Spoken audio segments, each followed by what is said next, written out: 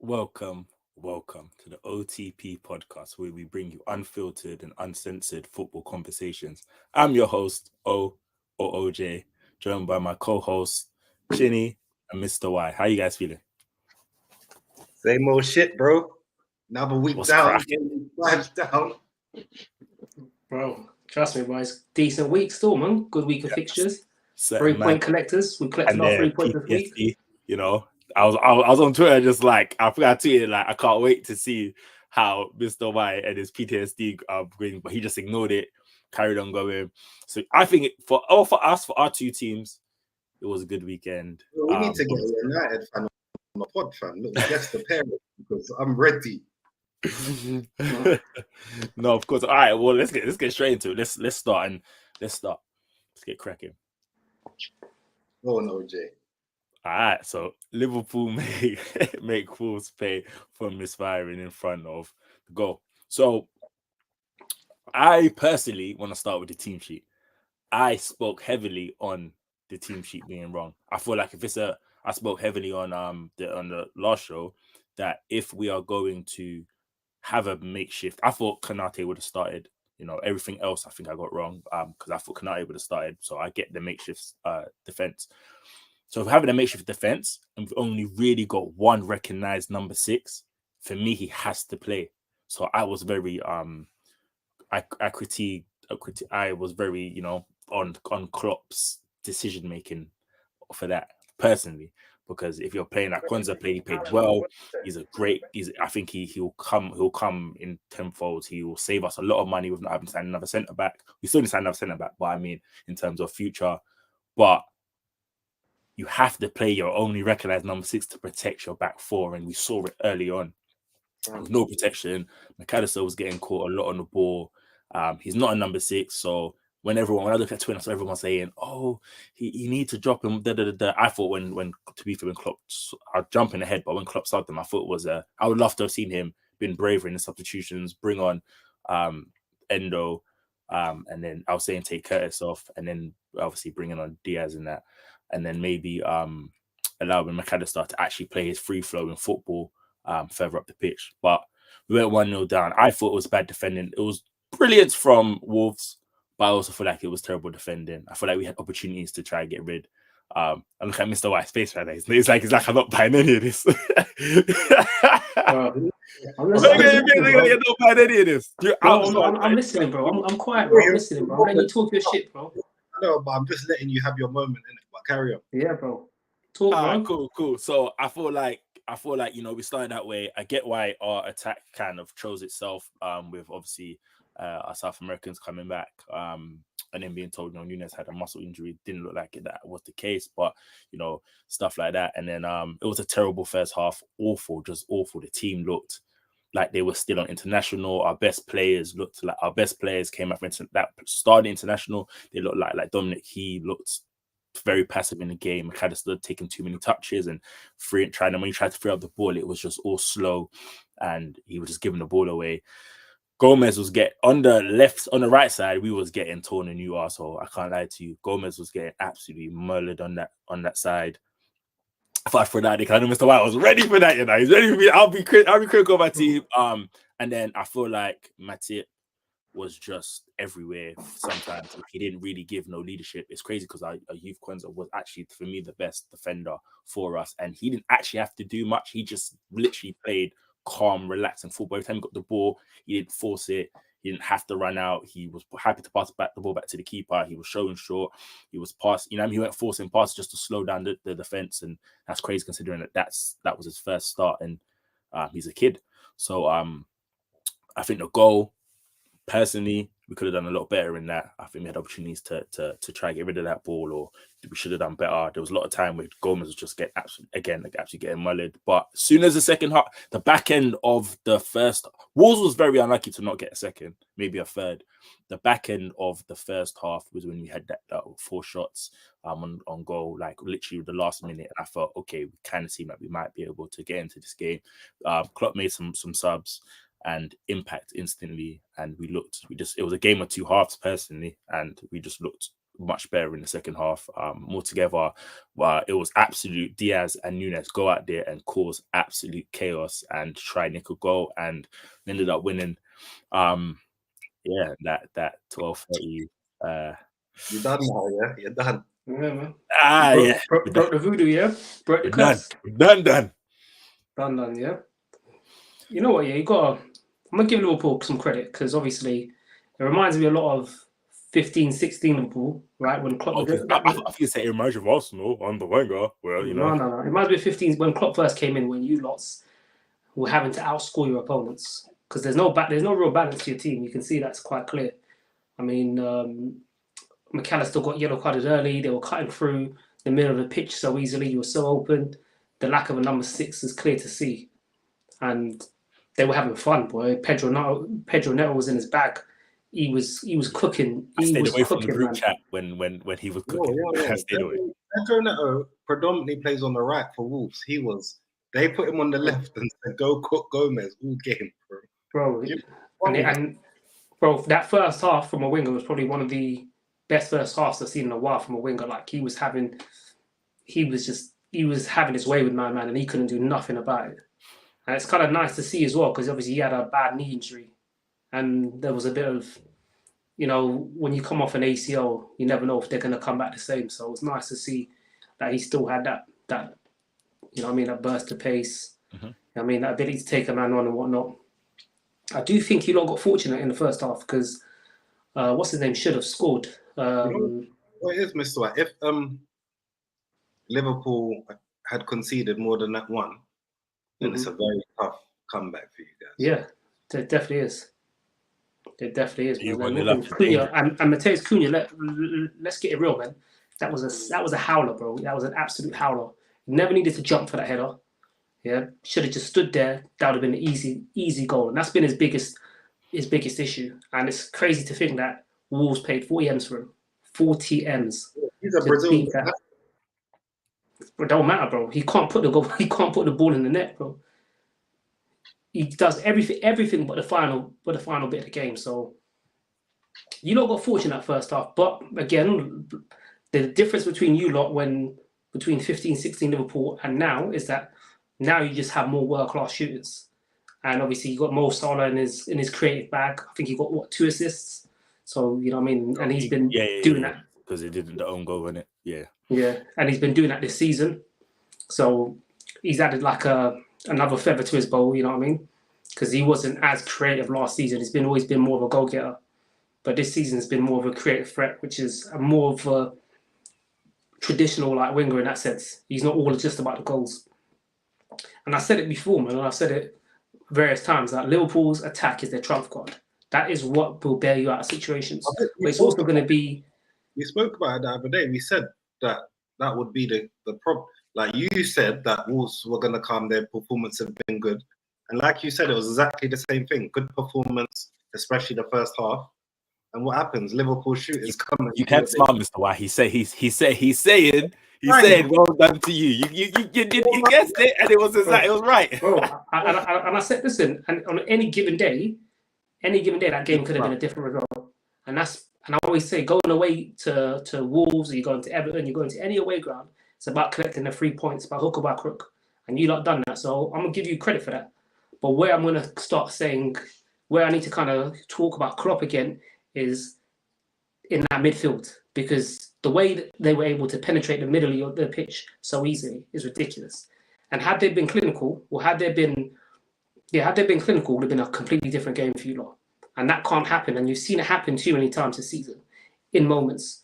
We've seen it moments against Chelsea. We've seen it moments against Bournemouth, right? We saw it today.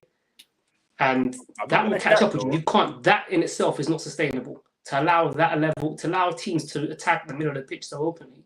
I'm not going to cap. I would be a liar if I sat here and didn't cook United for how Wolves dominated them, and then to watch that first half and not cook my own team. It was embarrassing. No, it's different. Wolves didn't dominate you. They just... No, they did. They did. They dominated. We had one shot. We had one shot, yeah, and at that last minute, I think the 46th minute is when we had our first shot on target. You can't be a team of Liverpool's caliber. And again, okay, we had this conversation a long time ago, Chinny, yeah, where we said, what should Liverpool be fighting for? Yeah, if it's not trying to fight for the Prem, then You not going for the league, bro. I'm beaten. If it's not going for the Prem, then it's kind of like, we won't say it, yeah, but your aspiration should be, I know the team we have and whatnot should always be, we fight for the top. It's not about, I heard Klopp say 4th place and whatnot, and obviously we want to get back, fight, you know, reach for the moon where we land on the stars, whatever that saying is. But my thing is, we are going to try and push as far as we can in this league, and that is, if we can do a thing, we do a thing, innit? But to be of that caliber and to play like that against Wolves is unacceptable. Like, we got absolutely outplayed. We didn't have a shot on target until the 46th minute, I believe. We didn't have a shot. We had one shot that was off target, like in the 40th minute or something like that. They absolutely outplayed us. We're talking about, like, literally being outplayed by, I would say, if you technically one of the teams that are worse off. I wouldn't say, if you watched football, you would know that they're not actually one of the worst footballing teams right now. But we should do a lot better. Like, this whole 12 o'clock thing shouldn't be an issue for us. We put a strong enough team out there to go and do the job. And it always seems to be like 1-0 downs and having to fight back and super subs and all this stuff. We shouldn't have to do all that. Like, I get in the league, talking about this on the last episode, is that in certain games in the league, we won dirty, something we never saw before. But again, like Mr. White said, it's not sustainable. Even like you said, Chini, back in the day, the system is just not sustainable. The whole setup is just not sustainable for us to continue going forward, and it's just going to be an issue. And that's why I criticize Klopp, because I understand you ain't got 6, or you ain't got the 6 you wanted. We got a 6. That's not an excuse to me. I'm sorry, that's not an excuse. We got a 6. No, he's might not be good enough. We had all summer to try and find a 6. We do have a 6. He didn't stop. Cool. We have a 6. I'm just saying, even if he doesn't have the 6 that he wants, right? It's up to him to find solutions to the problem, right? You got to work with what you have. You can't just throw in the towel and be like, I ain't got a 6, so we're just going to get ran through the middle. It's cool. It is what it is. And in that first half, you lot were getting dominated because Nelson Semedo was looking like a world beater again, like he did against United. Man was pinging the ball, switching the ball, him and Ait Nouri. Then you had that new signing from Wolves, Bellegarde, who was just cutting through the middle. He was having fun. He was just touch, turn, gone. Bro, he was playing football like his goals. You know what I'm trying to say to you? He was just... All right, chill. You're right, but chill. No, in that midfield, bro, he was... You're right, but chill. And that midfield three of Lamina, Gomez, and Bellegarde, they were just doing their thing. So, again, like I said, I will credit Liverpool. And again, for me, it reminds me very much of Conte's Spurs, in the sense of where you're seeing a lot of holes in Conte's Spurs team at the time. But they had shooters. They had Kane and they had Son, right? And Kulusevski at that time was firing as well. And they bailed them out. And they could have lost a lot of games, but their shooters got them through a lot of games. But it wasn't until things started to go wrong, or until they weren't firing as much, where they started to drop points. So that's the whole sustainability. And that's where, again, I criticize Klopp. You know what I'm trying to say to you? But again, I've got respect. Listen, I said it last week, yeah? Through any away fixture, right? Or most away fixtures, I know how difficult them games are. So if you go away and get 3 points, you deserve credit. So I'll give you a lot of credit in that regard. Do you know what my thing is, though? I just wanted to say one more thing on Klopp, where I criticize Klopp, yeah, is anybody could have told you, yeah, that Gomez can't do the inverted right back thing, innit? Anybody could have told you that. I even said it on the last show. I said he's not gonna. No way Klopp makes him do that. Big man. I said, yo, let the man just play that right back. First of all, he's not that. And I had a conversation the other day. He's like, he's not. If he's recognized as the backup right back, okay. So you have to bring in a centre back. If he's recognized, he's not a centre back and then a right back and what. If he's recognized as, make the decision, stop playing him here and there. If he's backup right centre back, he's backup centre back. If he's backup right back, he's backup right back and go bring a centre back. If he's backup centre back and you're sticking with these centre backs, go by right. To be fair, how old is that Con to you? He is 20. He's 19. Cool. Let's talk about it this way. You've got recognized centre backs: Van Dijk, Konate, Matip. Yeah, three senior ones, and then Gomez can play centre back and right back. If we compare that to other Barman City, if we compare that to other teams, that makes sense. And then you have your young defender there. So no, but it's the level though, isn't it? I hear that, but you see the same way we shipped off Hendo and Fabinho, the same we should shipped off Matip. If when Gomez turned to number two, you should have brought another centre back. We don't have. But my thing is, yeah, you've got these teams, yeah, certain teams playing 4 centre backs, 3 centre backs in a back 4 and stuff like that. So they're doing. So it's not really the same. We can't really. We're doing that by. And you're talking about a drop off. That was the kid's first senior game. He's got minutes off the bench, but that's his first senior start. So that was him. You don't know how that could have went against the Wolves. No, so he's 20, by the way. He's 20. But yeah, no, I agree on the whole thing what you said about why you play my man as an inverted right back. It makes no sense. And there is where like I criticize Klopp because I feel like there's not enough technical versatility. Like it's always the same thing, right? And I had the same sport for my own team, so I'm not even trying to think when we were trying to get KT to play the inverted role. I was just like, allow it, because he's just not comfortable in their positions.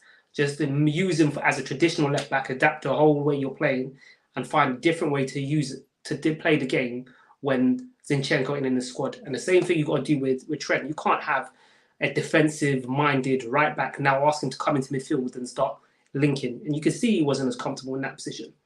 And it wasn't until the second half when Dominic's Szoboszlai came a bit deeper into the game when you lot did better, right? And at least from Klopp, I'll give him that credit because there was a change. Well, I'd like to think it was Klopp who made that change. Right, it was a change. You know, he brought him deeper, but doesn't even go back on what Chini was saying. I think on paper, yes, but we're looking at quality, and when it's time, we have this thing about not moving people on too late for me. Like with these people, like nostalgic, sentimental. Let's see. I hate when people have these arguments because it has come to that point where Matip should have been. He's not good enough. He should have been moved on ages ago. On paper, yeah, cool, but how we want to change. If you're gonna play this inverted right back, you're gonna do this. Whoever's playing right centre back, you want to play inverted right back, bro. He's done with that, man. Inverted right back. He's just trying to copy the if you look at the track record of the games, every time we started in that and we've gone down, we've always converted back into our old shape or into another shape, and then that's when we've got more success. So clearly the inverted right back thing worked last season, or it helped us last season. It's not working this season, so it's time to just wrap up. No, man, you ain't got the personnel, but yeah, like we spoke about, you done your thing. Your defense got bailed out because it should have been 2-3 before the second half even.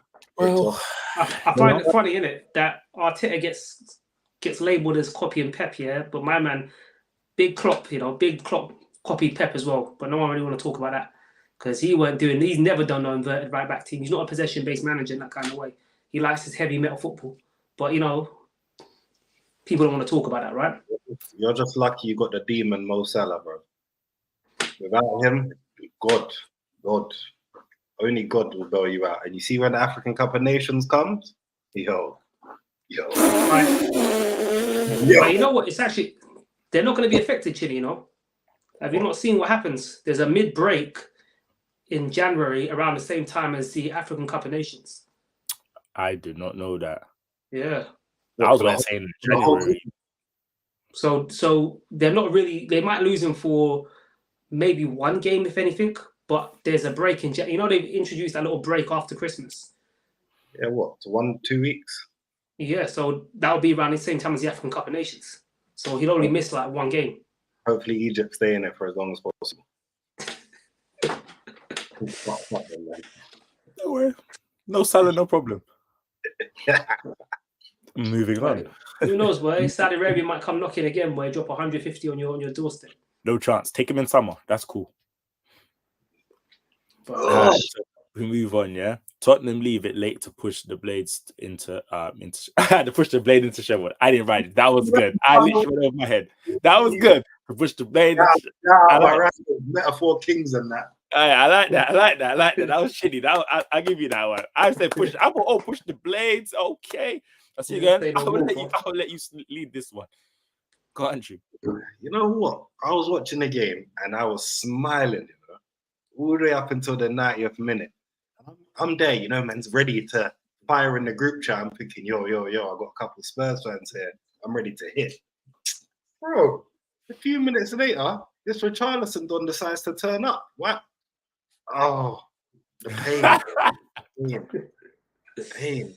Because they weren't doing anything yesterday. Like Maddison weren't looking great.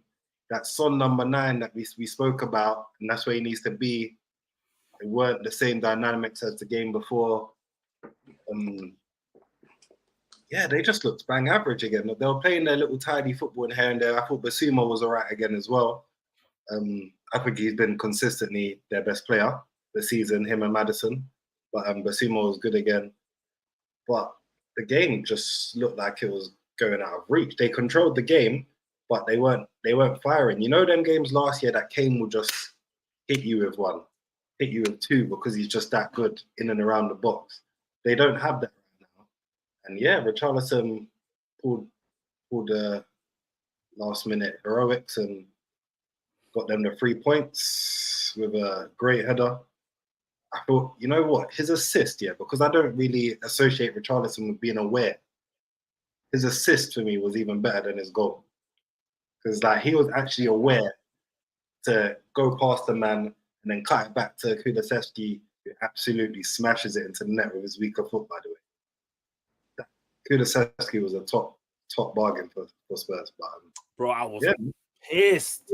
Yo, I would have loved. Listen, I would have loved him at Liverpool, bro. Like, anyway, I agree though. There's a way that you don't associate with that at all. Another team without that haven't lost a game. They looked all right, and they found another way to win. Innit? When we talk about other teams finding a way to win, it's always a good thing when you're not having your best of games. Not that they had a bad game, but they didn't have their best of games. And we always look at it and say, yeah, that's the signs of a good team, a winning team. Yeah, I think they were very unlucky because I think James Maddison had a little thing in the first half. Was it when it should have been a penalty? I think they created quite a lot of chances. You know, like even though they weren't as sharp as say when they played Burnley, I thought they were still good enough to have got a result. They were dominating in every facet of the game, and it was just one of them games where you have every so often where it's just not going in for you. And then obviously Sheffield United go down the other end, score a nice little strike from a corner from Gustavo Hammer, and then all of a sudden it changes the whole dynamic of the game. But what I will say is obviously 2 goals in 2 minutes, you know, Richarlison finally having his moment after coming out this week, talking about mental health and all his struggles. So, and then also you see a difference, right? Because I think Ange came out this week, and it's kind of, you see the contrast in style between him and Ten Hag, right? Because Ange comes out and says, oh, you know what, with Richarlison, we're going to do everything we can to support, man, and get him back to where he was at. And obviously you've got Ten Hag just throwing Jadon Sancho under the bus. And then this is what happens. When you put your arm around the player, when you give him that love, that confidence, you get a moment like this. So, you know what I mean? You got to shout out Ange Postecoglou for what he's doing over there as well. And I think traditionally this is a game that Tottenham would have lost. Right, Tottenham of last season probably would have lost this if they were struggling to score a goal. I think it happened to them last season, and there was a few games in this vein where they were dominating, got hit by the sucker punch, and couldn't get the result, couldn't turn the game around. And I think this is signs of a growing young team. And I hate to make this comparison, but it reminds me, because they're so young, they've got such a young squad, and there's a togetherness feel in the fact that they are doing things in a very organic way, and it reminds me of what and how we started to build our squad. And I don't like. I'm tired of you, fam. I don't listen. I'm not. I've got to keep it real. I don't want to talk about Tottenham in this way, but they're playing good football. They've got nice young talents. The manager's got a good philosophy of play. He's identified good. Are they really playing good football? They are playing good football, man. Yes, Chili. They are, man. They are. But who are they? Like, bro, you can only listen. We got them on Sunday, so let's see what good football they play, innit? Yeah, listen. They could. End of the days is they're still playing the game in the right way. They're still playing good, exciting stuff. They're still scoring goals. Look, they went to Burnley and put, what was it? Was it 4-1 against Burnley? Yeah. Right. Look at Man City's game against Burnley and how different that was. No, don't do that. I'm not saying they're better than Man City. That's not what I'm trying to say to you. But I'm saying to you, for you to go away to Burnley, right, to Turf Moor and put 4 goals in, you got to sit there and be like, all right, well done to that. You can't shit on that, right? And that's a new manager coming into the squad and dealing and changing the whole way in which they were playing, because their football last year was trash. And I always called it, even when they beat us to CL positions, I was one of the few people, me and my brothers were arguing, and I was saying to them, yo, this Conte board ain't sustainable. There's no performances. They're playing some ball, but whether they're playing good football, that's another. They're playing good football, bro. I'm not going to be a hater. I hate them, but I'm not going to be a hater, because if I come on here, we're all footballing guys here, I'm not going to come on here just because I hate Tottenham. They're playing ball that you expect. They're playing football that you expect to see from a Premier League, especially a top Premier League team. But not this early though, because look at Chelsea in comparison, look at United in comparison. For him to come round, that's where they're getting their extra credit, is if you compare. They were anti-football last year. How quick they turn it around. They were anti-football last year. They were horrible to watch, bro. They were eyesore, right? And this year they're bopping the ball around. They got Maddison in the hole, Basuma balling out, Udogie on the left. They're playing some good ball, brother.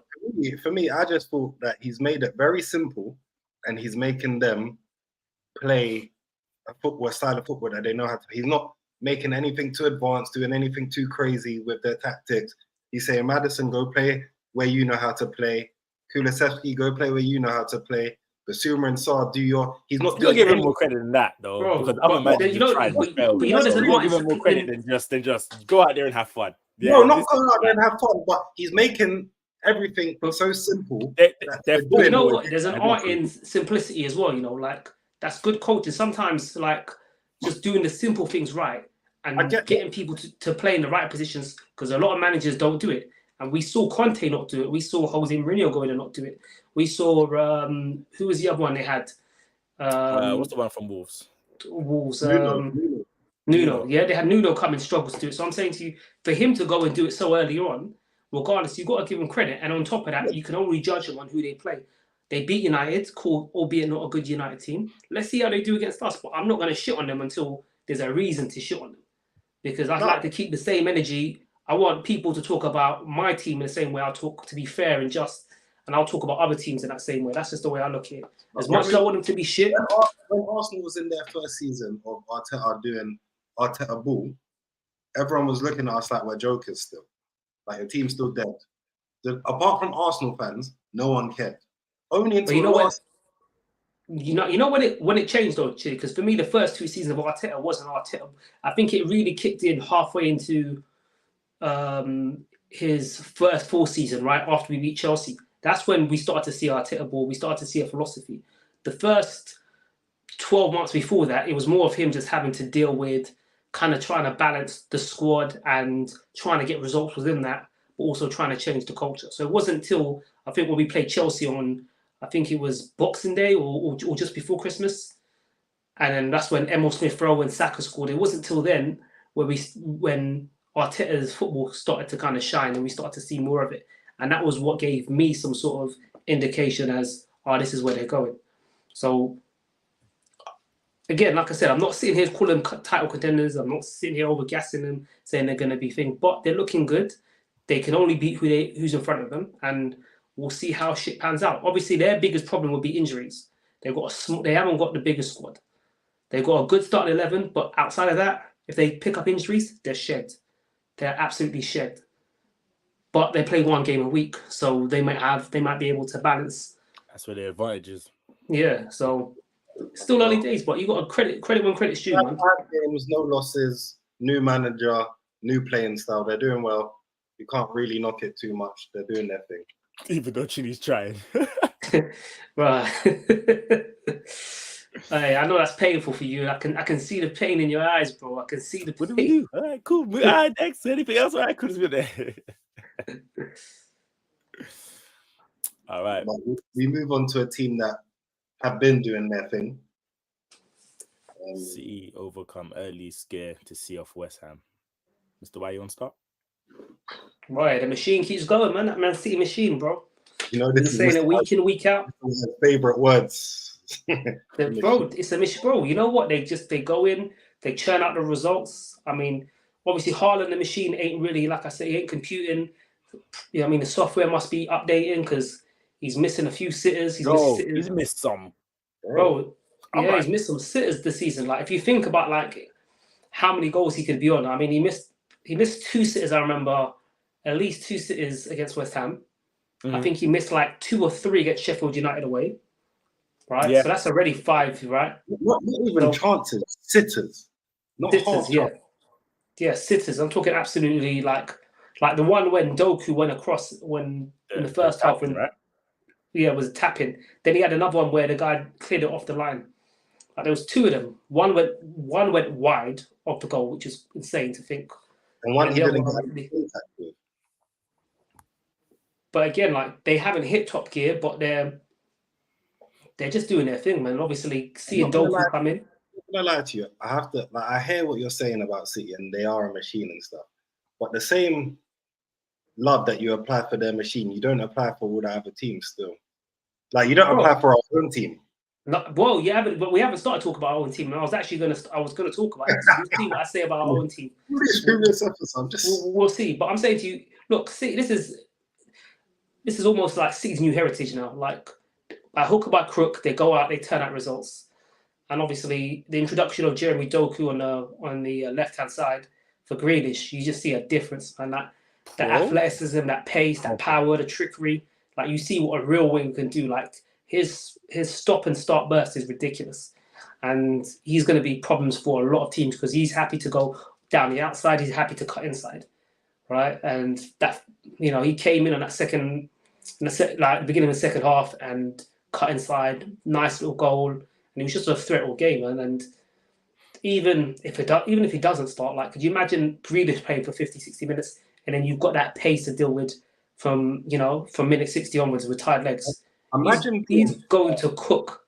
Imagine being an attacking player, especially a winger in Pep's team. Like, they keep the ball so much, that you don't really have to defend in transitions because they win it so high at the pitch. It's a very quick burst of energy if you have to transition and win back the ball. So the amount of energy that they must save to then go one-on-one with their fullback is mental. Yeah, bro, it's a problem, bro. And they never had a player like Doku last season. That's one thing they never had. I know they had Mahrez, but Mahrez's legs wasn't the same. He never had that level. He's never ever had that super explosion, but he'd also lost a yard of pace, obviously with age. So now they got somebody who's frightening, and I think that just gives them another dimension in attack. From like Sane and Sterling. Yeah, since them days. So and he's a player, man. Like, he can dribble, he can shoot, he can cross. Happy to use both feet. He's still young, man. Everything.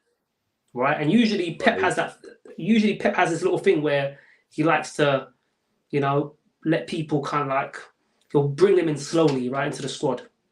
Bring them straight in. He's just throw man in straight into the deep end and said, "Yo, go do your thing." Like, I think it's scary hours for Jack Grealish, man. In training though, to come in a Pep organization and in training to get thrown into the team like that.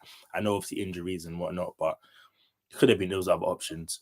He could have went with an old reliable, but he chose to throw him in there. So that's just credit to probably how quick he's grasped and just worked hard and probably just bracking that man in training. Bro. Yeah. West Ham, I thought West Ham would have come harder though. Like, for a minute, I thought they were all right. I thought they gave not the worst encounter of themselves, but like I said, we knew that they was going to sit in 2 banks or 4 with the 2 strikers, well, more or less 2 strikers still playing as midfield. That's how deep they were. Like, we knew what they was going to do, and the amount of chances City created, it's unsustainable to sit that deep against City. Exactly. Too much. The pressure just got too much, and they concede. But I don't think they could have done too much different. You play higher up the pitch, you give players like Doku and Haaland the opportunity to run in behind, and that's even what like pick your I poison. mean, technically they held off for a while, and considering how much chances, see, I didn't think City, like for how they set up, I thought they would have defended. I know it's hard and it's easy to say. I'm not a professional footballer. I know it's easier to say without watching the game. Watching the game, City played well. You know, created a lot of chances, but I thought West Ham's always been that team that I feel like like it's like Man City were the reason were their own enemies at the start of that game. Like they could have put that game to bed early. And obviously they went 1-0 down, and I think if you watch the game, well. Say that again? Edison did make a few saves especially from set pieces. Made a couple good saves. We did think that's where they would get all their chances. Most of the chances through a cross or a set or from. Well, they did. They also had they had a few chances that spring to mind. They had a situation where Paqueta played in Antonio. Antonio was 1-on-1 over. Heavy touch, but I'm saying that game could have been finished in like 30 minutes. That game could have been over. No, but I'm saying in the first 10 minutes, their goalkeeper made like 4 back-to-back saves, 2 clearances off the line. Haaland did. That's all. That game could have been. We talk about Liverpool. That game could have been over early. No, I hear that, but at the same time, when you play the big boys, right? Whenever you come against the big boys, what you got to try and do is try to ride your luck, and then when you have your opportunities, you strike. So they did that with the James Ward-Prowse goal. Of course, Shout out Ward-Prowse, because he's from them. I thought they would have the way they set up would have caused City. I know City didn't physically score, but for if you're just going off like watching Match of the Day, you're just watching off stats, you would say, oh yeah, City dominant. But no, they didn't. I genuinely feel like West Ham watching that game, I was like, oh man, I thought West Ham would have. They defended well. They could a lot of the line clearances and back-to-back saves, and I just thought it would have been the way I thought the game would have went was gonna go a little bit different to how it was. It was just a little. It was definitely City was just obviously they conceded first, but City literally that game could have been God knows what in the first 30 minutes. But they had their, like I said, man, they had their moments though, man. Like the Antonio chance, that heavy touch from Antonio, ridiculous. Yeah, like went through on goal. And that's at 1-1 as well. You score a goal like that, completely changes. You know, everyone gets more, you know what I mean? Everyone gets more energy. I mean, legs feel less heavier. Everyone's, you know what I mean? You've got that adrenaline, the crowd get up for it. Even Bernardo Silva, if you think about it, that is crazy because I always feel like anything in the air. Hey, West Ham's got that. It's over his head, bam, through and goal. I was like, damn.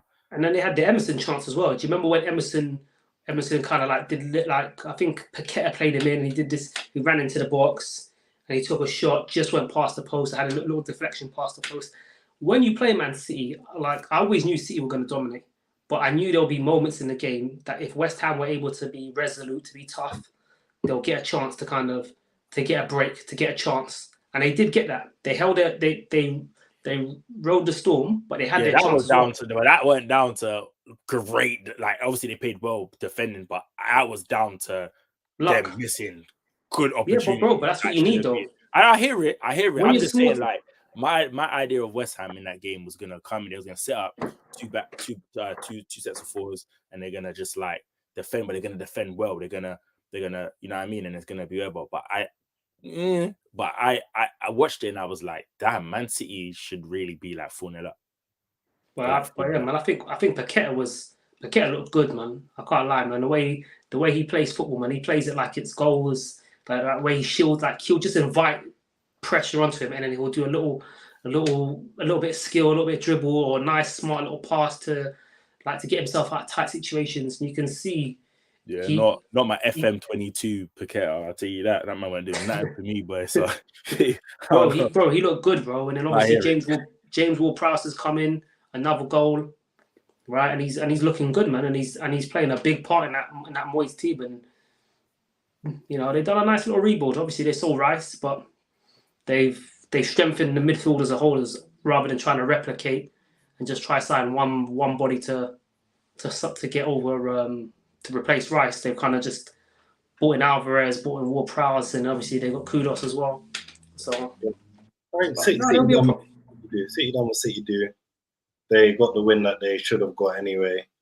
And they go into next week game against Nottingham Forest at home, which they're going to expect to win by a few goals again. So because they got Nottingham Forest at home, they'll probably attack their first Champions League game with a strong squad because they expect to beat Nottingham Forest at home. Nottingham Forest are not bad, as we've seen, but they're not. I don't think you go to Man City and get a result as Nottingham Forest. And West Ham look like. Do you know if City are away for their Champions League game or they're at home? I'm not sure. I think they're away. No, they're home as well. Oh, 2 back-to-back. Oh, okay. Yeah, 2. Yeah, they're home to some team I can't even pronounce, bro. Servina Zvezda. Yeah, they might even rest players for that game. Bro, trust me, bro. They probably will rest players for that game. Probably play a second string team for that game and then go hard for the league. It's draining talking about City still because it's like where are the weaknesses? Like where do we hit them? Well, you know what? Talking about City is like playing against City. It's like, you know, when you're running around for the ball and you just feel deflated and you can't get the ball. That's what it just sucks the life out of you, bro. That's how I feel when I talk about City. It's not even enjoyable. They're giving us nothing. Bro, they're not, bro. Well, that was a quick wrap up. It's always quick when it's City for us, isn't it? Right, there's not much to say, innit, on City, is there? This one might give us a bit more to talk about. Okay. Go on, Chinny, man. 6 years in the wait, my boys. But Arsenal ends in curse as they continue their impressive away form. Like we spoke about, Arsenal's away form is very good. In contrast to our home form in terms of the way we defend, the way we shut out the crowd. From minute 1, I think, until maybe literally until the last minute when Gabriel did something weird, we looked totally in control of the game. Like, it was such a, I think we spoke about it last time. I was like, we need to sit outside their box, get some early shots off, and just play outside their area. And when you have Declan Rice, who literally snuffs out transitions, it makes that possible. He allows us to play 2 number 8s. Whereas Partey, as good as he is, his legs don't allow us to play 2 number 8s because he can't move across the pitch fast enough. So with Declan Rice there, it allows Vieira to be there, allows Odegaard to play high up the pitch, Martinelli, Saka, and Ketia, because there's no fear in the transition. And we stayed outside their box, camped, and Ketia was a bit invisible this week. I wasn't really too fond of his game, the game that he had. Saka can play bad, and his bad is always consistently a 7.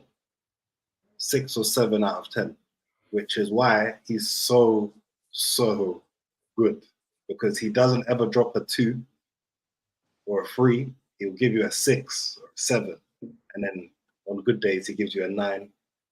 Martinelli obviously was unfortunate. I personally think the goal should have stood.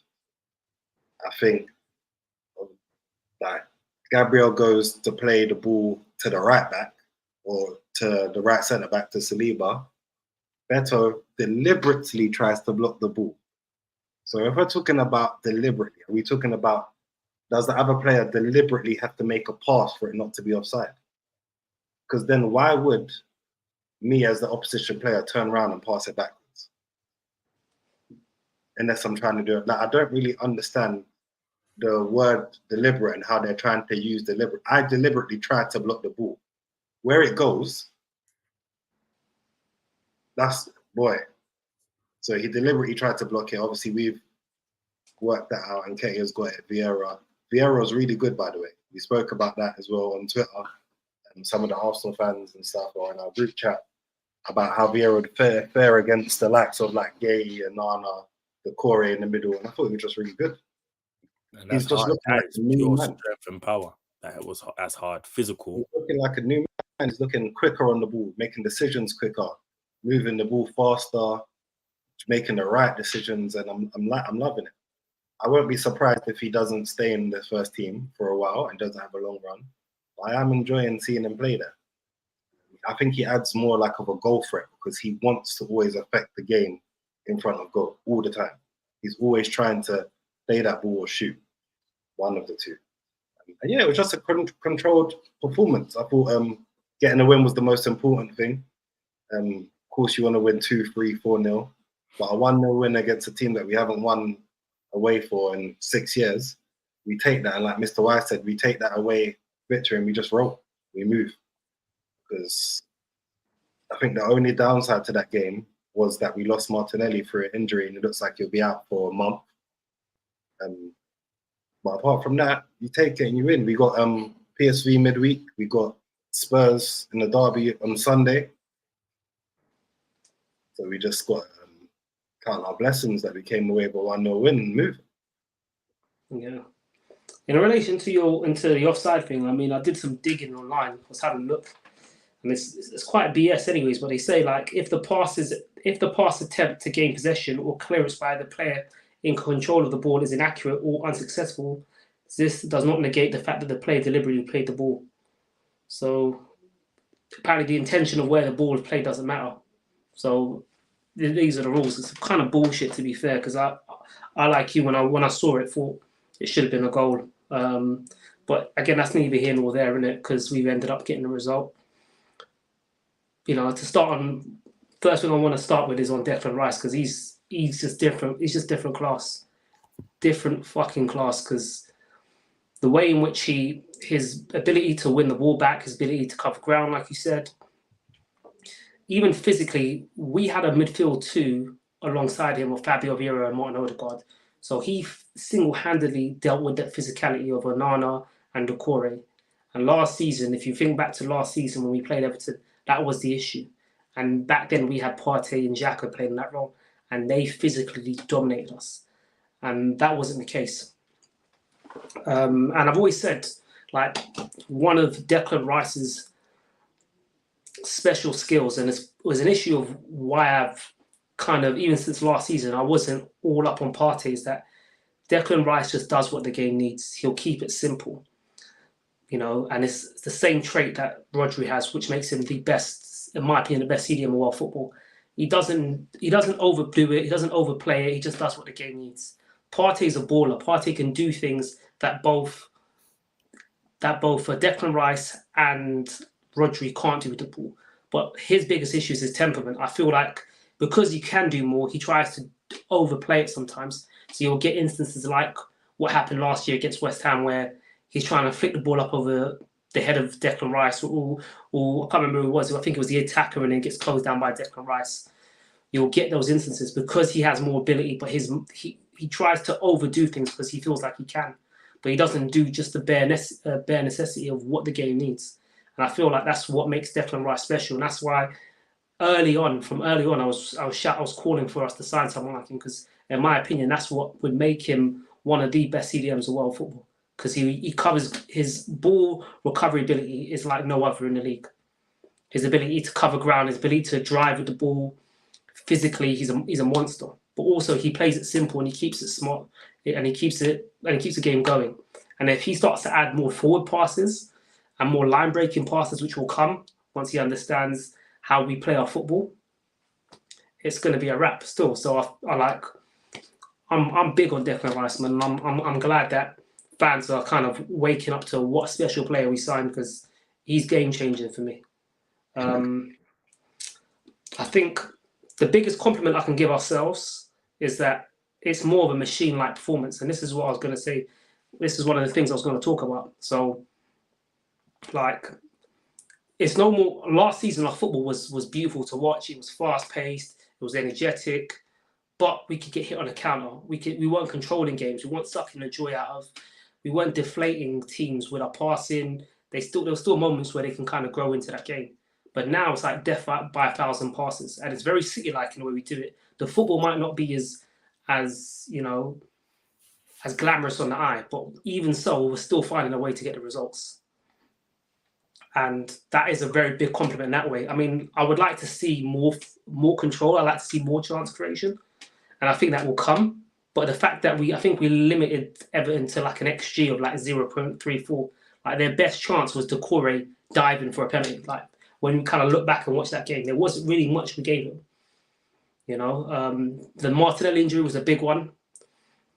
Trossard came in and obviously he got the winner, but I feel like we missed something when we haven't got Martinelli in that squad. We ain't got no pace out wide. We ain't got that ability to stretch teams, and I think that's going to be a big miss in general, because when we play how we do need a threat in behind. But overall, yeah, man, I thought it was a massive performance in terms of going to a ground where you don't have the best record. You know, you got Gabriel and Saliba who dealt with Beto, right? Who's a big unit, obviously. I mean, 6'3", you know what I mean? Saying pace and power, right? Trying to bully man, throwing himself around.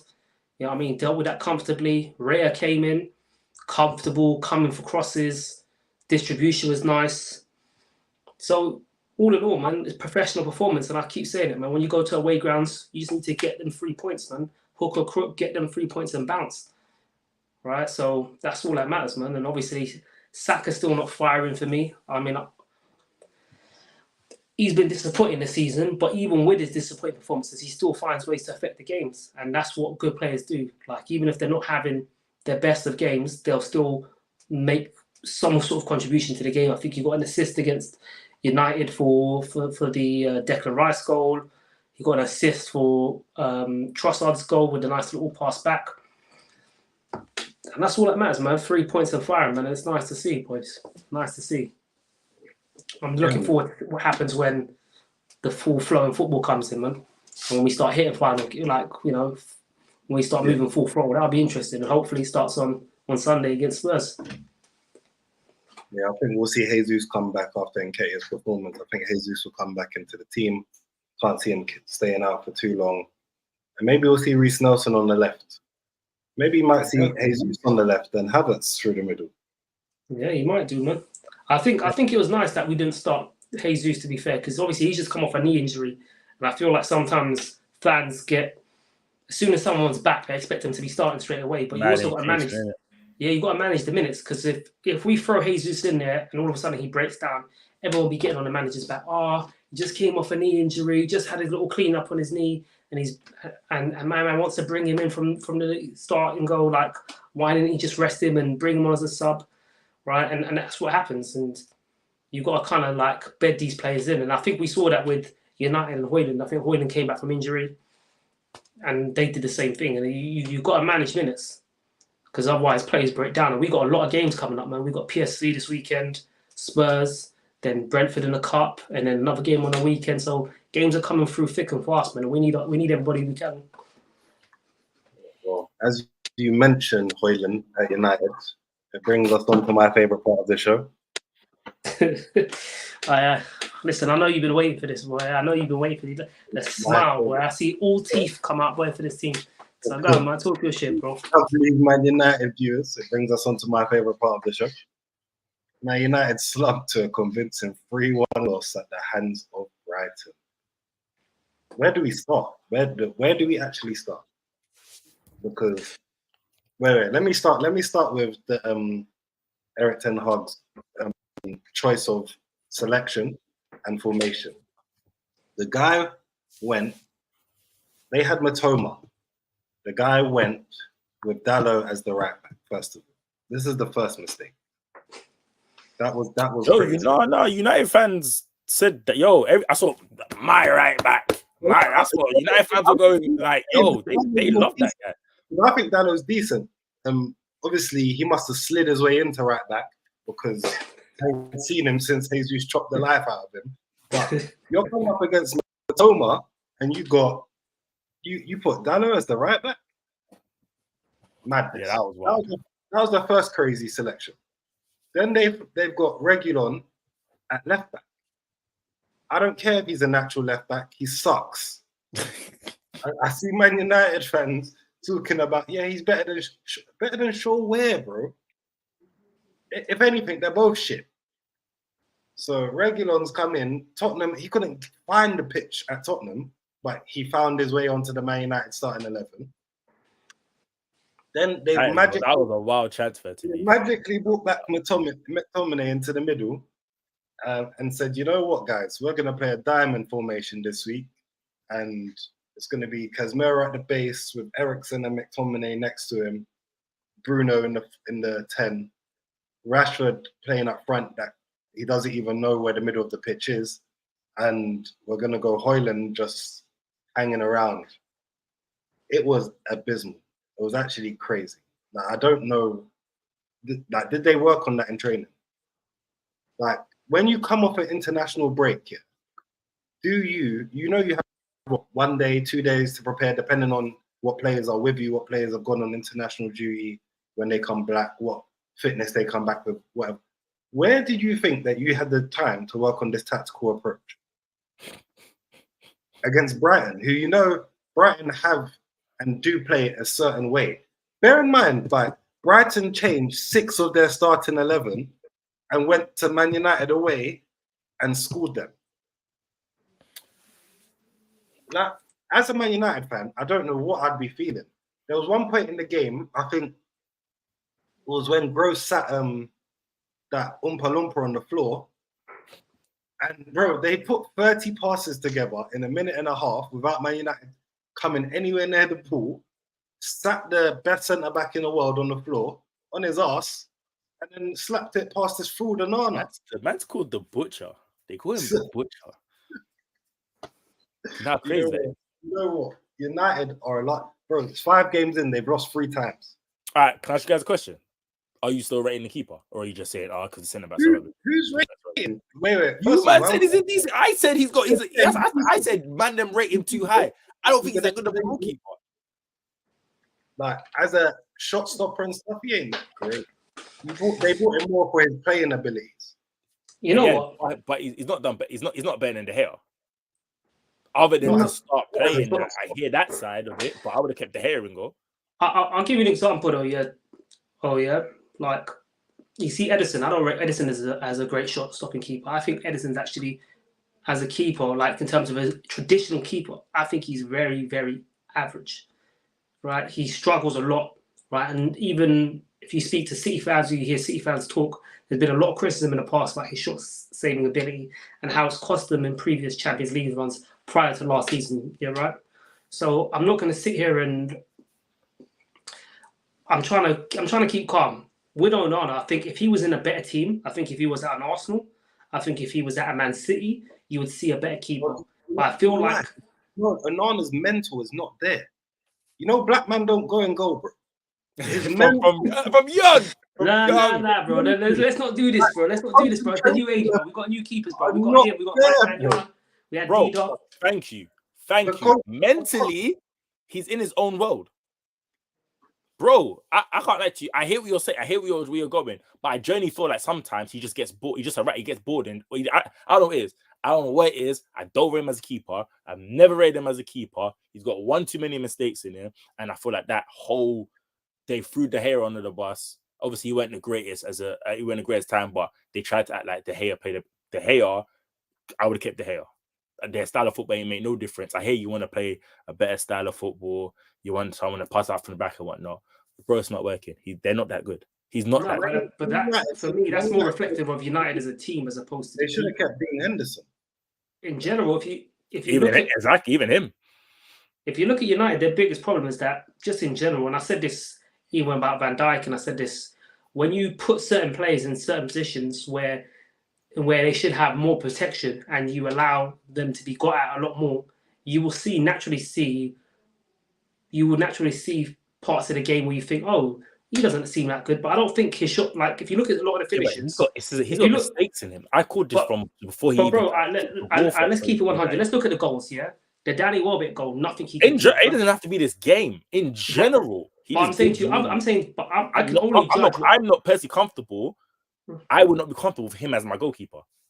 But I think you see me. I'm not going to go into Onana until I see him become the root of the problem. There's so many different roots. No. I didn't say he's the root of the problem at Man United. I'm talking about him as a standalone goalkeeper before he. I understand, but I'm saying it's too early to call. Listen, I'm talking about before he even touched soil, Manchester or England soil.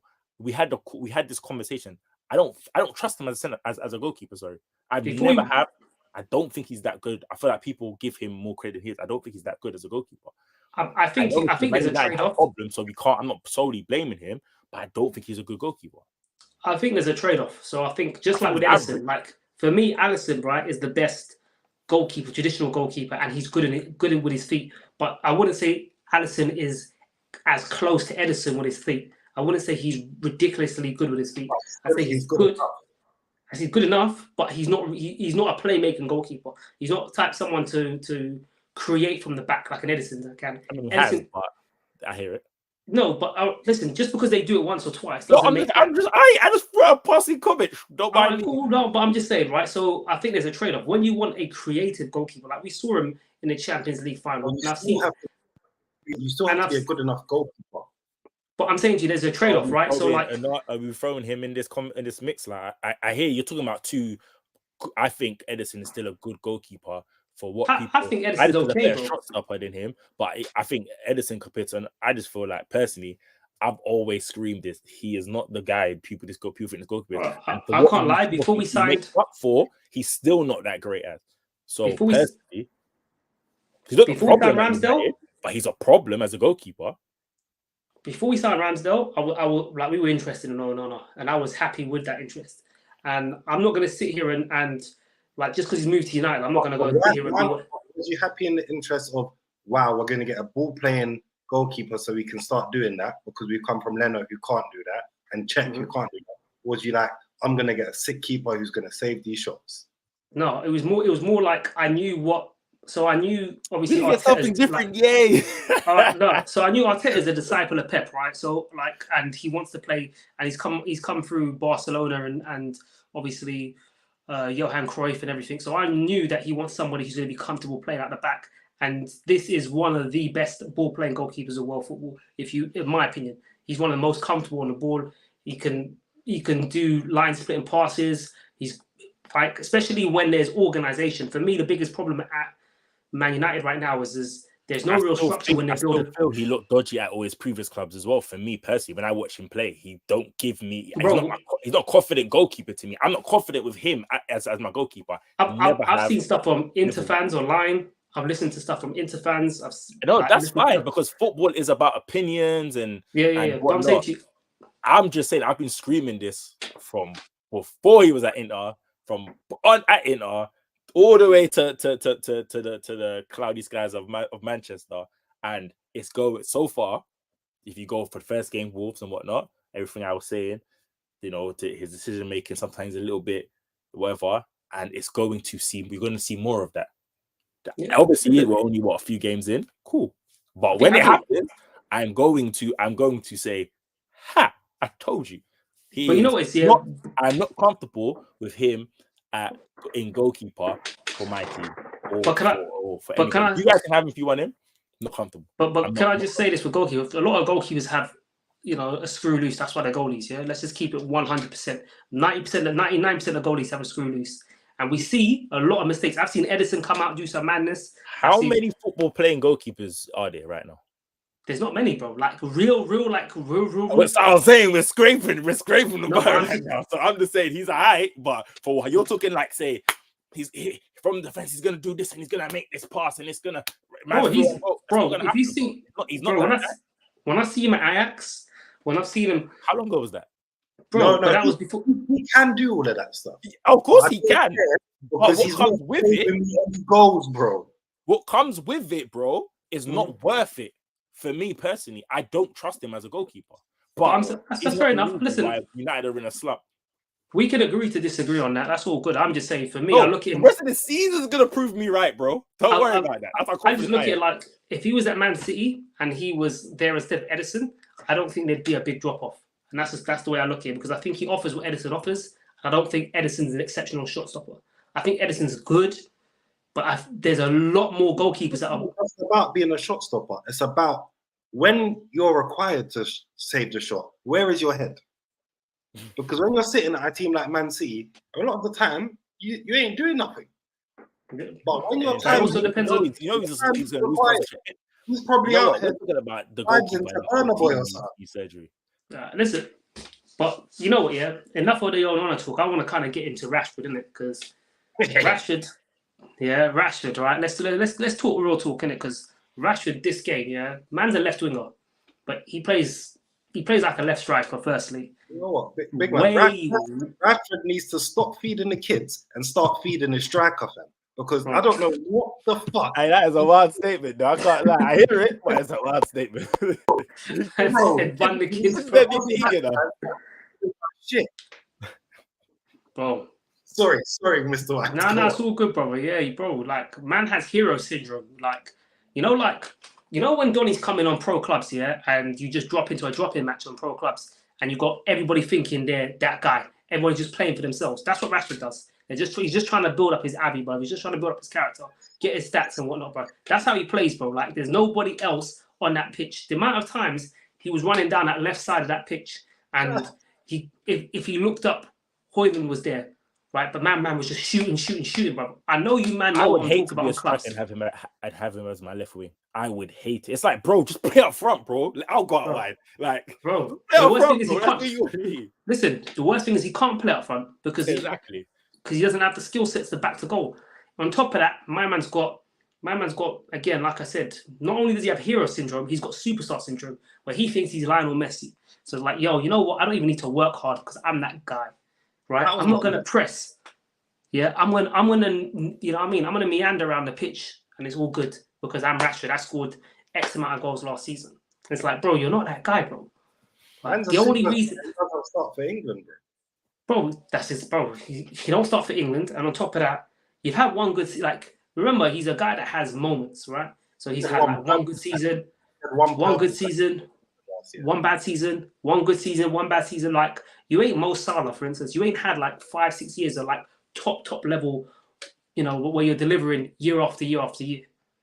So like I don't get where this ego comes from. Like, yeah, like I know you've done your like you said, I know, like Chinny said, like I know you've done your good thing out there, feeding the kids, you know what I mean, doing these campaigns, you know what I mean, all these good things, cool. But on the pitch, yeah, you are not that guy. You got to run around like every other body, and it's mad. And I've said this before.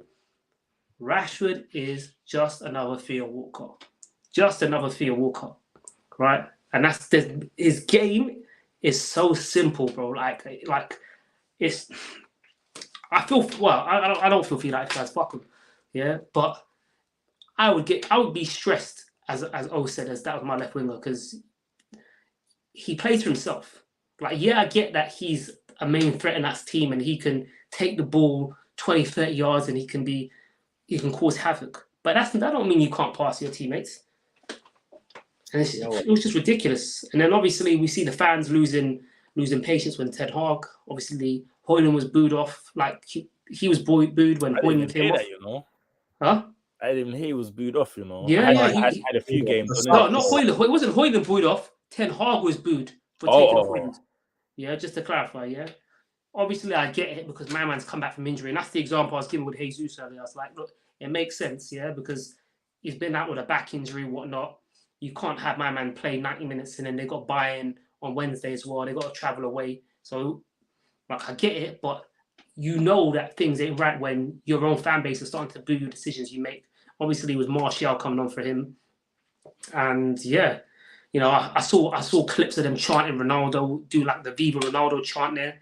Right, which is again, right, another little dig at Ten Hag, right? So serious questions are going to be asked, and I'm one of the people on here that I set a very, very not low bar, but I try to keep it. We remember episode 1. You set a very low bar. Right, exactly. But I'm just trying to say I try to keep a fair bar. Though I said to you, man, I said, look, my man has to get Champions League, right, but establish more of a style of play because.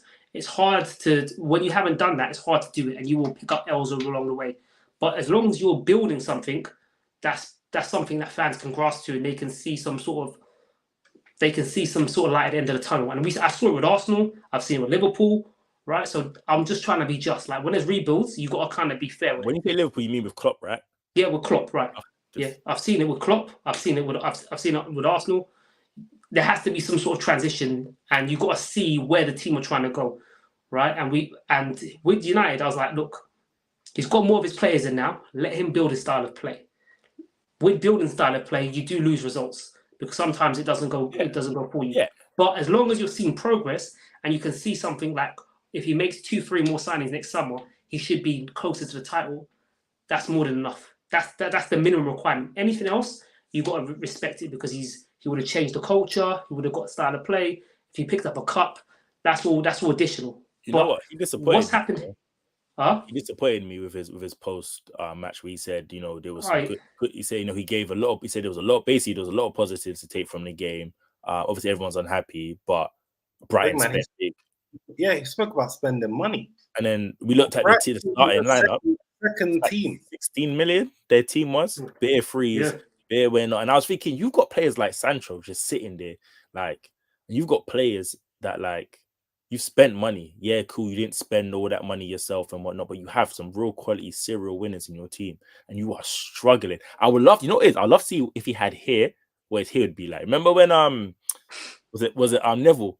Remember when Neville was man? Was it Neville? And then man came. Listen, the hair was different. You know, that's the first thing you start seeing. Signs is the beard grows, and then the hair starts falling out because he's lucky he's bald. Because if he weren't bald, you would have seen you'd have seen him stress. You see them start looking like Nuno, yeah. Honestly, man, like I'm so disappointed in him as a manager, and I genuinely thought when he got him, I thought, oh, that's a good manager. They're gonna have him playing a real footballing manager, like a real footballing coach. And he has done nothing but disappointed and let United down. Yeah, he's let the Premier League down. The Premier League's supposed to be competitive. The Premier League's supposed to forget not being unified. I don't want to see United do well, obviously, but I want to see good football. United are so boring to watch. They're rubbish. And that's exactly it. And that's why I said, look, like for me, this is why I'm more than happy to ask serious questions like him. Because I set the bar here and I was like, I set him a fair bar. I didn't go out and say he needs to win a title because I knew it wasn't going to happen. Right. And I knew if I said that, I'd just be one of them fans just trying to like set the expectation too high, right? Just knowing it will fail. So I have something to beat him with, right? So I was like, look, let me set him a fair objection. What I would want from my own club, just progress. And the next season should be where you're looking for titles, where you should be competing, where you should be going for the second first, trying to get into the latter stage of the CL, all them kind of things there. But bro, it's a shit show. It's an absolute shit show. And to think that Brighton made the amount of change they did, they rested players for the Europa League. I mean, Evan Ferguson, their best striker, was injured.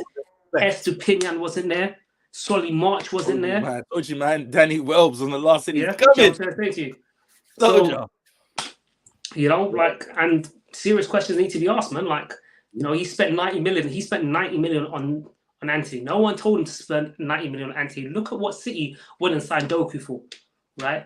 And on top of that, you know what the most damning thing is? I think apparently something came out. I read it on Twitter the other day about the police charges. Some police charges had been filed before Man United had signed Antony, but apparently never came up on the due diligence. They rebuffed that though, and so they had no idea any of this. Yeah, they said they had no idea, but they said apparently one of them had come up on one of them had happened around before he'd signed, but it never. Yeah. So that's what I'm trying to say to you. So like even that's damning, bro. Like, so that whole club is in a gulag right now, and it's beautiful to see, bro. It's beautiful to see because there ain't many clubs I hate more than Man United. I tell a lie.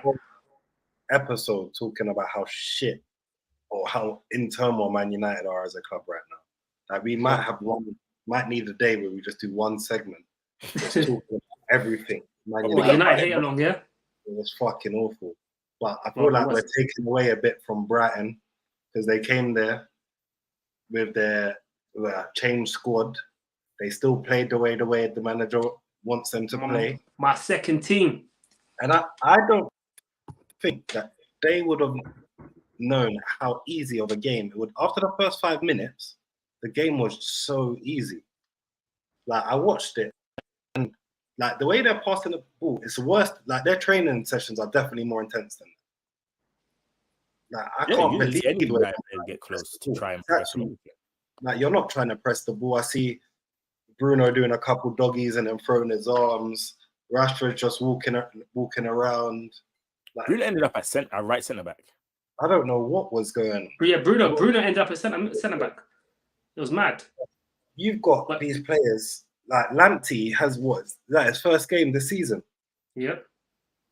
Coming on and doing some crazy stuff at left back.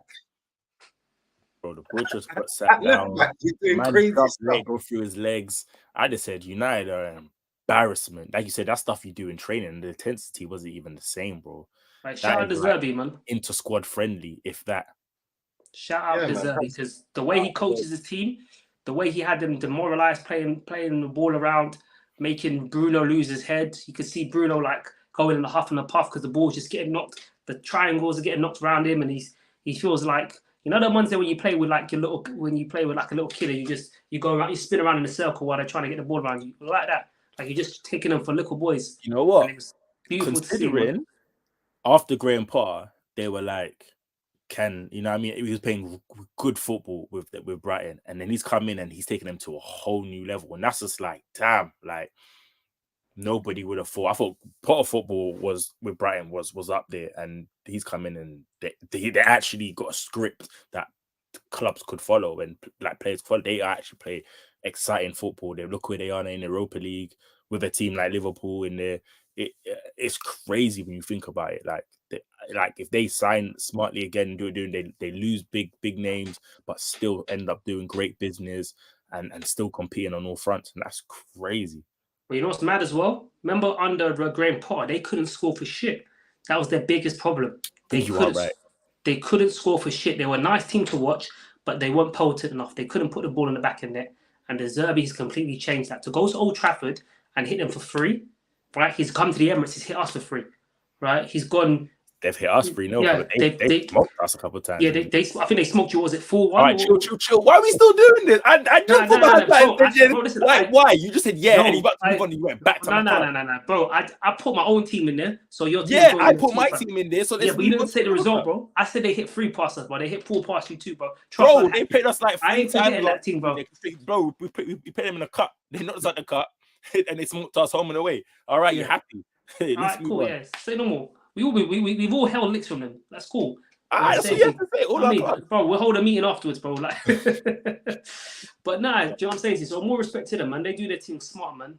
And they've got that 100 and whatever for Caicedo, 115 for Caicedo, and it's like they ain't missed a step. And I said this to you, man, before about Caicedo, and we're gonna touch on Chelsea quickly in a second. But the system made Caicedo better. I've always been saying this. Right, because there's less space to defend. Chelsea got my man running around like Kante. I know he never played, but it's the system that made him look better, man. And we'll see it, innit? We'll see it with time. Let's hit on Chelsea. £1 billion spent, no goal scorers. That how you spend £1 billion and out of that £1 billion you ain't bought someone that can score you 20 goals. Well, they got Tito Jackson up front, isn't it? So knowing full well, striker was one of the areas they needed to address. When you think about I'm building a team, FM, whatever the hell you think about, you're thinking, yo, I need a bad boy striker. I need someone that's gonna bang me goals. The first players you probably go and buy are the middle of your pitch. That they still got Thiago Silva in the middle of the pitch after buying all these players. They've got fucking Enzo, I don't know who they think he is, but he is not who they think he is, innit? He can pass, and that's nice. But I spent 100 and whatever million on you. I need you to do more than pass the ball. Like he doesn't sniff out attacks, and you ain't assisting. So you know what's crazy? Passing it's nice. I was watching the game on Live USA, and I think Thiago Silva like turned and like felt it in his knee side, and then the guy was like, "Oh, you don't really want to be turning like that when you're 38, big man. If that's what you're saying, he needs to go play in MLS or something. Like, come on, bro. Like, that's 38, you know."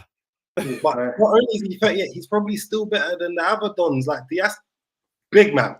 That Don is Harry Maguire. You see it now, yeah? I told you the black Harry Maguire. I've been telling you, man, bro. I went by him. Same brickhead as well. The same, you can see the same thick skull, bro. Woodrich, yeah. I've got a soft spot for him. Obviously, they bought him for 100 mil, and he sucks. But I just look at him here, and I feel like what a proper manager and a proper team could do for you, because you do suck. Everyone says they've given up on him though. Because I've seen everyone's calling him a speed match. I can still see the qualities that he has though, and the interplay that he wants to do, but the players ain't got it. Bro, they call him the Ukraine Bolt, bro. That's what I've been seeing online, bro. And then you got Sterling having his best, like playing his best football for the last 2 years, bro. He's cutting it back to no one. There was one time that I think Cole Palmer got it in the 10. Drove forward with it. Sterling's made a long bursting overlap to him, and Cole Palmer's nearly played it out for a goal kick, bro. Like, I don't know what they're doing, but it ain't working. And Poch ain't saving no one. I'm so shocked at Poch football because I like Poch, and I thought, oh, okay, it didn't work out at PSG and whatnot, and I thought, okay, cool. But bloody hell, like I ain't even seen that. And like, big man, you had time to make some signings, and did you make these signings? Did the director make it? I'm confused because these signings were kind of like linked to Chelsea before, but they're still quality players. But you said, yo, we need a striker. You was adamant, yo, we know we need a striker, blah, blah, blah, blah. And then this is how you play. This is your style of play? Really? Was you really just overachieving that? I thought he was good at Tottenham. Was he just overachieving? Right. Well, I tell you, boy, Jimmy Savile FC, boy, picking up just bare kids, boy. You know what I mean? Don't want nobody growing in that team. Turned down Madison because he's 25. You know what I mean? They're moving like Leo. You know what I'm trying to say to you? Moving like Leo. You know, Leo don't deal with no things under 25. That's why they're moving like. Bro, it's mad out there, bro. Bro, who had the captain's armband on for Chelsea this weekend? Have a guess. Yeah, I see it. Chilwell. Was it Chilwell? Nah, go again. It wasn't Thiago, no, it was Gallagher. That's it. Fucking Gallagher. Fucking Gallagher. Gallagher. Yeah. Gallagher had the captain's armband on for your £1 billion team. This is when you know you need to roll. I looked at Chelsea's bench and I just saw bare long names. I didn't know who was who. So I really don't understand what's going on in that club. I want to touch a few things on Chelsea quickly before we finish. Their only win is against Luton, and even then they didn't play that well. Luton was just that bad. Oh, let me say a few things about Chelsea quickly, yeah, because obviously, firstly, Pochettino. I was one of the few people out here, right, and I said this to a few of my friends as well. I was telling people like, I weren't really infused by the signing of Pochettino. I was like, I don't think he's going to do stuff, and I'll tell you why. You said it on our first show as well. Right, it's like a box. It's like, you know what it is, yeah. I'm a fight fan, yeah. If a fighter's been out of the cage for a long time, right, I can't expect him to come back and be the same fighter. Remember, man, he ain't really done. He was out of a job for what, 2-3 years, right? PSG was 2-3 seasons ago. Man ain't done nothing since then. Tottenham was years ago. So I don't get how people are naturally thinking, oh, he's the same manager or he's going to be just as good because he's been out of the game for so long. So there's nothing to kind of base it on, right? And it's the same with fighting, right? If you're out of the cage, you're out of the ring, and no one's seen where you're at, they don't know what level you are when you come back into it, right? But you can't naturally assume they're going to be straight back at where they were before. So that was always my apprehension with Poch, right? And he did well at Spurs, but he struggled at PSG. And even at the end of his time at Spurs, things became very stale. And there wasn't the things I criticized Klopp about, right? And the things I criticized Wenger about was about adaptation, about evolving. And I didn't see that happening in his game. And I still haven't seen it yet. And the fact they just signed kids is ridiculous. There's no experience. There's nobody to help or to take control or to take responsibility in that team. Or is Poch making them signings? Poch ain't making them signings. Well, I don't think Poch is making them signings, but regardless of even if he isn't making them signings, that's probably to do with the ownership. But the coaching job, like, think about it. They signed, just put this straight, they signed Lavia, right, just to shit on Liverpool. It was nothing to do with they needed him. That wasn't a profile of play they needed. They spent 15 M's just to drop their nutsack in Liverpool's face. It was simply an ego thing. Yeah, it was simply an ego thing. So that's what happens, isn't it? When you got Bowley and their man there doing what they're doing. So they were booed off. I seen Chilwell getting abused at the end of the game. Yeah, I mean, you got Tito Jackson up front dancing, skying balls left, right, and centre. Right, all this pre-season hype. I kept seeing Chelsea fans talking about, oh yeah, pre-season this, pre-season that. And I was like, yeah, pre-season's cute. It's nice. But let's see what he does when the season starts. Liverpool missed sitters, continuously missed sitters. I think he only scored against Luton. I'm like, bro, there's no difference between.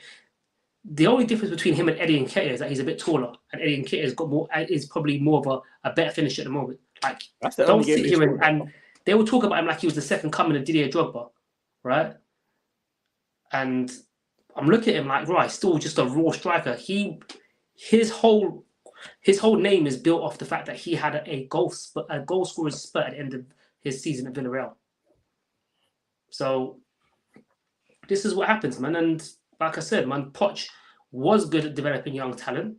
And players like Mudryk and that would be okay if they were at Man City or an Arsenal or somewhere, or even a Liverpool where there is more established stars and you haven't got to develop 11 kids, right? But at Chelsea, it's a daycare center right now. They're just babysitting all these little kids, and there's no grown-ups to deal with everything. And this is going to continue. But I said last time they played Nottingham Forest. A piece. Huh? They're there for 8 years a piece, man.